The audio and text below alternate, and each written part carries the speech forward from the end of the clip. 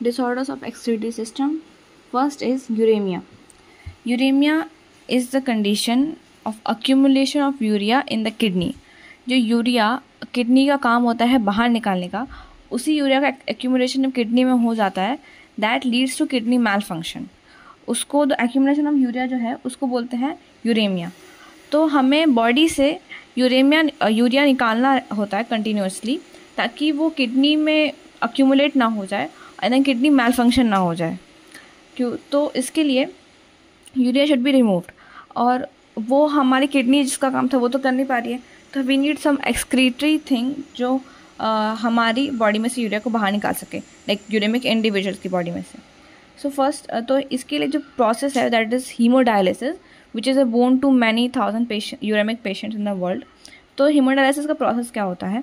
First is जो blood है that is taken out from a convenient artery. कोई भी आर्टरी से हम ब्लड निकालते हैं एंड उस ब्लड में हम एंटी कोएगुलेंट लाइक हेपरिन उसको ऐड करते हैं, सो दैट हमने जो ब्लड बॉडी में से बाहर निकाला है वो कोएगुलेट ना हो जाए. उसकी तो काफ़ी ज़रूरत होती है, तो हेपरिन भी हम ऐड करते हैं.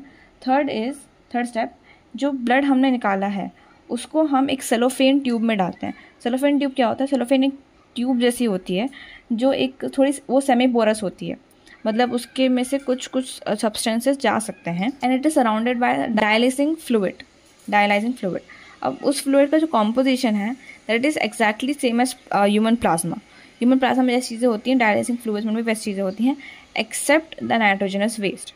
अब जैसा कि उसमें नाइट्रोजनस वेस्ट नहीं है, तो वो जो नाइट्रोजनस वेस्ट हमारे ब्लड में है, जो हमने ब्लड में डाला है, उस ब्लड में जो नाइट्रोजनस वेस्ट है वो डिफ्यूज़ होके आ जाता है डायलिसिंग फ्लूइड में, एंड उस तरह से जो हमारा यूरिया है उस ब्लड में, वो यूरिया निकल जाता है डायलिसिंग फ्लूइड में, एंड हमारे पास सेलोफेन ट्यूब के अदर एंड से निकलता है क्लियर ब्लड.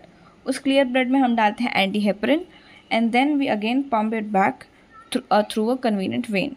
तो हम एंटी हेपरिन डाल के क्लियर ब्लड को वेन के थ्रू वापस बॉडी में डाल देते हैं, and this process is called as haemodialysis. Uraemic patients में काफ़ी यूज़ आता है.